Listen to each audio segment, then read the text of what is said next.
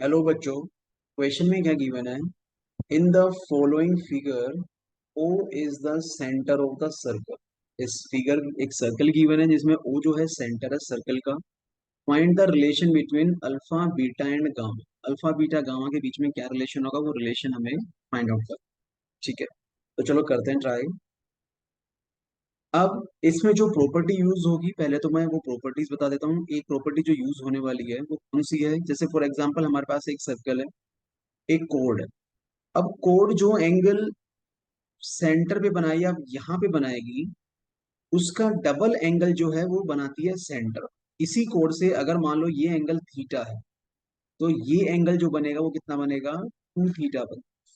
ठीक है। इसी कोड से अगर मैं यहाँ पे बनाऊं तो भी कितना बनेगा? थीटा बनेगा, क्योंकि angle in the same segment are always equal. इसी कोड से यूज करके मैंने यहाँ बनाया तो थीटा बनाया, यहाँ बना तो भी क्या बनेगा? थीटा बनेगा।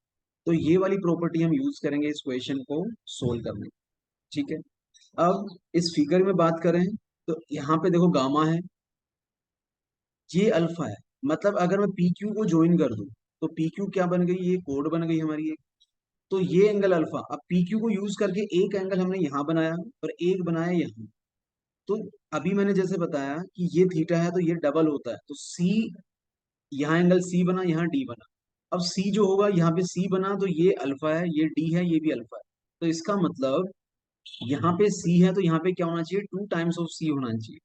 तो C इज इक्वल्स टू हम ये कह सकते हैं अल्फा अपॉन सी। क्या हो जाएगा? अल्फा बाई 2 बन जाएगा। यहाँ जो एंगल बनता है उसका डबल यहाँ बनता है, तो ये अगर डबल है तो ये क्या हो जाएगा? Half alpha by 2। वैसे ही डीबी क्या हो जाएगा? डीबी हो गया अल्फा बाई 2। ठीक है।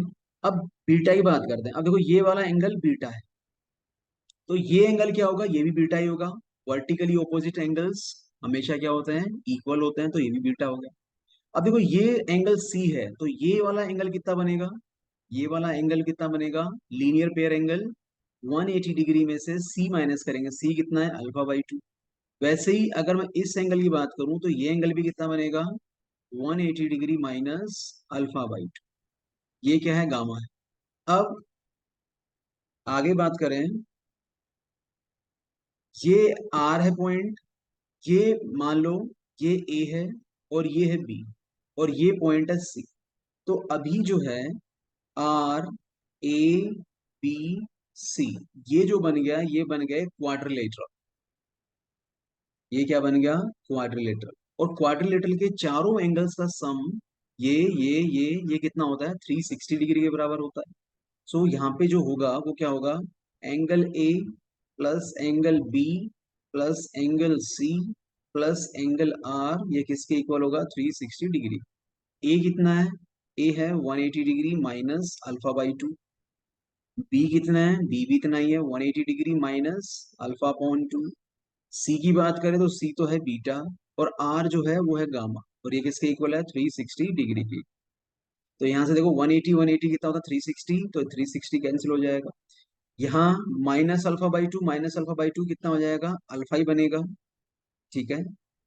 माइनस का alpha plus beta plus gamma, ये किसके इक्वल है? जीरो के इक्वल। तो अल्फा उधर जाएगा तो ये इक्वेशन क्या बन जाएगी? Alpha is equals to beta plus gamma. Alpha is equals to beta plus gamma. ठीक है, तो चलो देखते हैं कौन सा ऑप्शन मैच कर रहा है। यही रिलेशन होगा तीनों के बीच में, तो कौन सा ऑप्शन मैच करेगा? Alpha is equals to beta plus gamma, option A. यही हमारा क्या हो जाएगा? आंसर। राइट। आई होप आपको समझ में आ गया होगा। थैंक